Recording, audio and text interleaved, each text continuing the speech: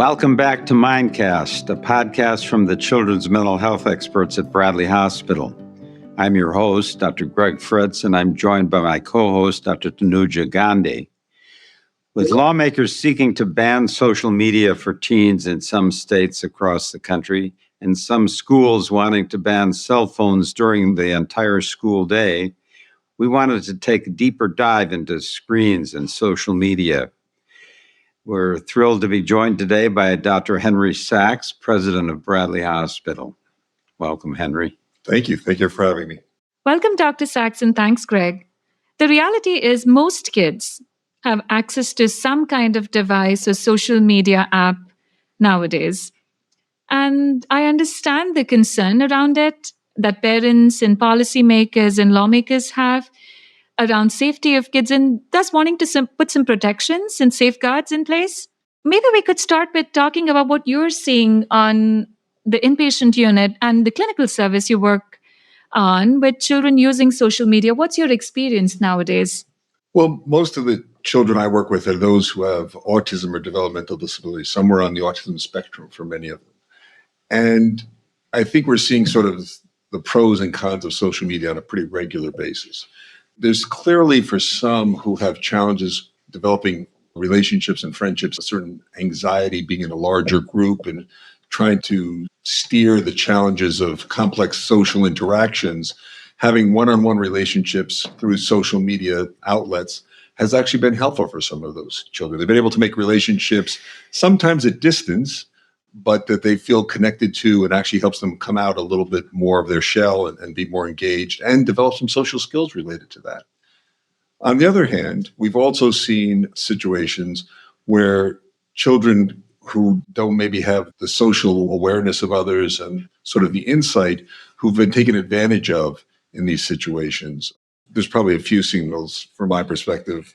One is that they become more socially isolated in the real world in real time with people around them, that activities that they used to participate in, whether it's sports or clubs or teams, they start to move away from those things and tend to isolate themselves more just to engage with their telephone, whatever other method they're using for their social media. I also think if you start to hear them talking about topics and things, having a point of view that seems very different than what they had before, without an understanding, boy, they just had this discussion in class, in a history class or a social studies class or something like that.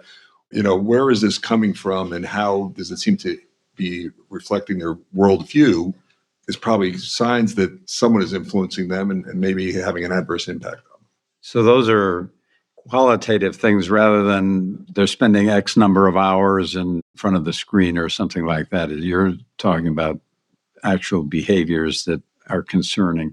Yes. I think it's an interesting question, and I'm not sure there's great data on what's the best number of hours that they should be in front of them. But when it starts impacting their entire level of activity and functioning, that's when I would start to be concerned about it. And that might be quite a few hours, and it might be relatively short. I think in addition to that, what we've seen on some of the clinical units that we work on is oftentimes children get really used to that routine of spending hours on social media or video games or whatever they're doing. And it's really hard for them to have a life without access. And the biggest part of it, if you're seeing like older kids, it's the need to know in real time what's happening with their friends or status updates or pictures and likes and tuning into what people are doing or thinking or reacting to things that they're interested in or even about them. Well, I mean, so much of their self-value is based on pretty unusual metrics, things that we would not have necessarily measured in the past. If I post a picture, how many people like it within a certain amount of time, all of a sudden becomes a metric of how popular I am and how I'm part of the group. That's a lot of work. That's a lot of effort. And you're taking your sense of self and giving control of that to someone else. Now, teenagers to some extent do that anyway. Right. But this is now in such a speeded up process that it becomes a real challenge for the individual and puts them at risk of getting pretty negative self-assessments on a regular basis quickly without a whole lot of evidence that there's anything behind it in reality. And there have been situations when, the child can change their mind, but you can't take it back. And that negative self-assessment or negative feedback they're getting from friends, peer groups, and sometimes strangers continues because what's out there in social media can live a very long life. And it's often difficult to see what's happening. I clearly remember at least a few children I worked with in my many years of clinical work who were deeply affected by the comments made by their friends, took it very personally, and it really impacted their social, educational, and life at home and just emotional functioning in general. So, what advice would you give parents on how to help equip their teens with ideas on managing well in social media or keeping themselves safe in social media? I'm not sure that the data out there gives us all the right answers for those questions at this point. Clearly, having an open conversation about what they are doing and how they're using social media is a good idea.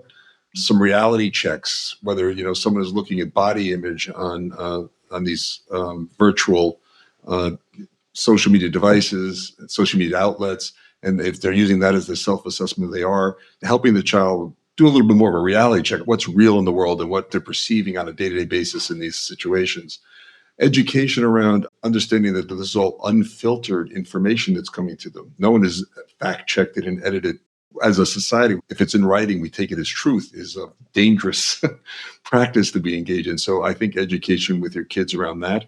Obviously, sometimes parents monitor the social media of their kids. And while that might be helpful, and I'm not against it, kids are a lot smarter than the adults usually on how to come up with other outlets for that connection that we might not be quite as savvy in understanding and seeing. I think it's dangerous to assume just because we're monitoring that we're really picking up everything that we're seeing. I had an experience recently with one of my grandchildren. He's 7, and I needed some help with my iPhone. It wasn't working right, and he solved the problem and went into my phone. And I realized he hadn't given it back to me, and he was, scrolling through things, and he's much more adept at the technology and the skills, and he's faster and all that sort of stuff. I realized that when you see a kid with that level of ability, technical ability, you tend to think that they have other abilities that go with it. Or I, as a troglodyte, think that.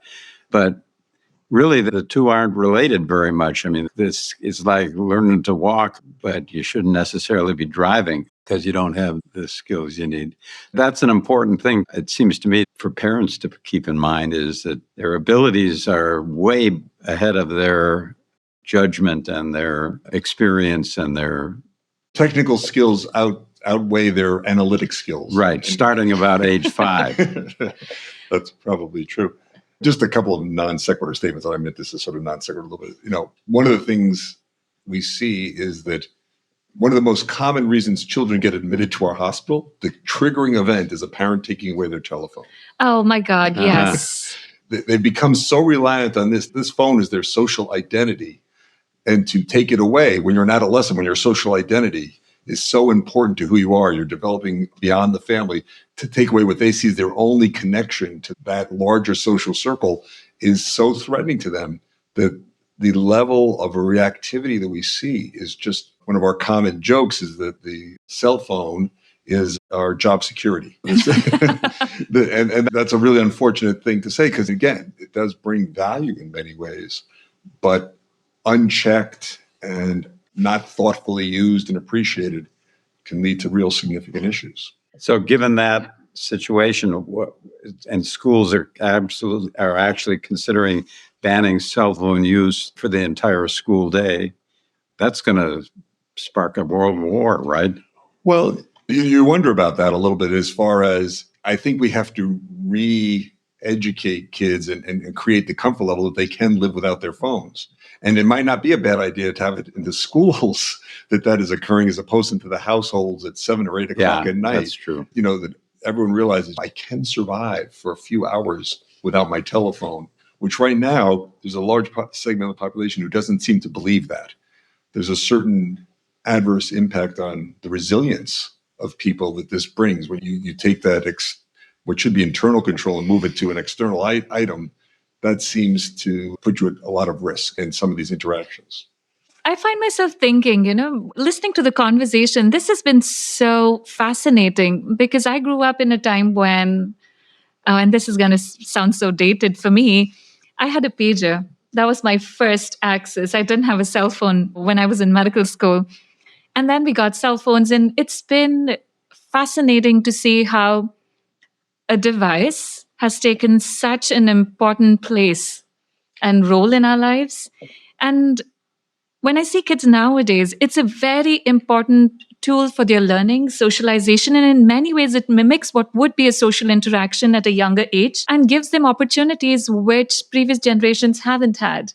And what I'm hearing is if that use is not monitored, if we don't filter the content that's coming in and make sure that use is in a way that matches the child's ability to understand and their track of development, it can actually wreak a lot of confusion and havoc. Yeah. How do we make teenagers better consumers of this product that they use all the time? Smarter consumers. How do they understand what they're seeing and the impact that it has on them?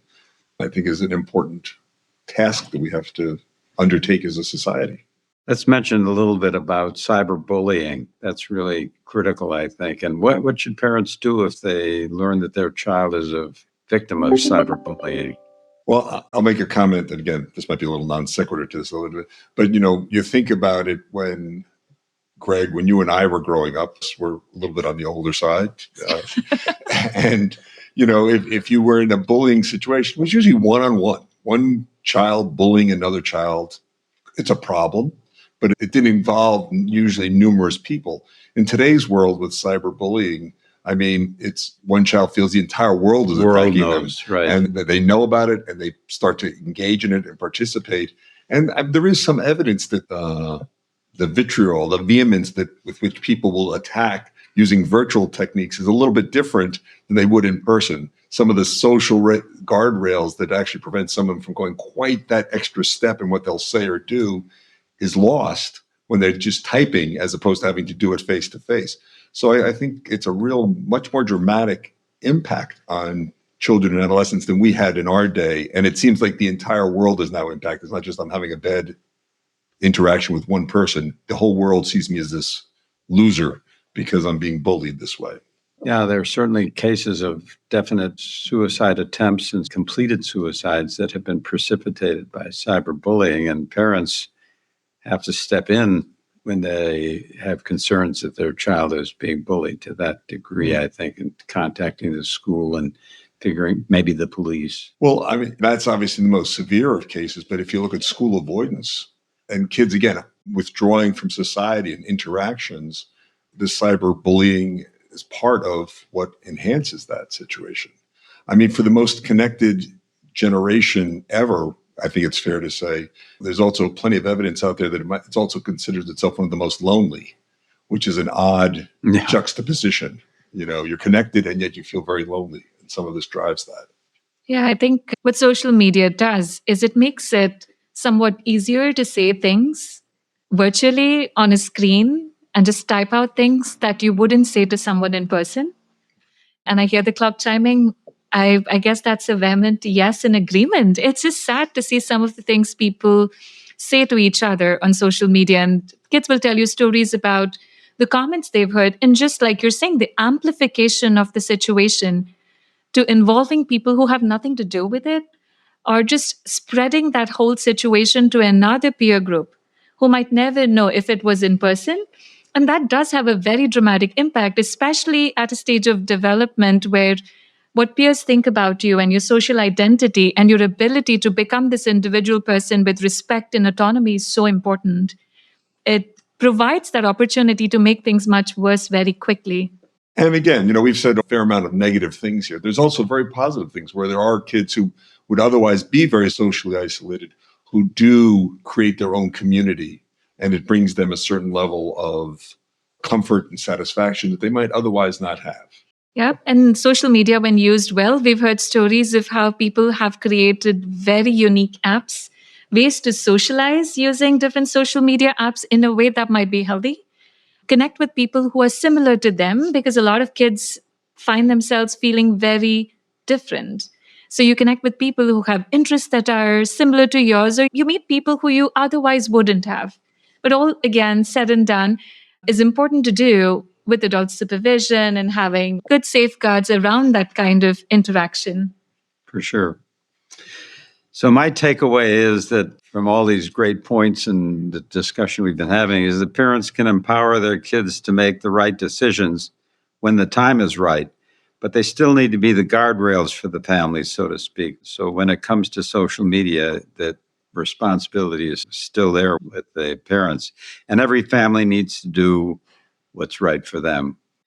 So if you found today's episode insightful, check out our other podcasts at www.bradleyhospital.org/podcast. Until next time, take care and keep nurturing those bright little minds.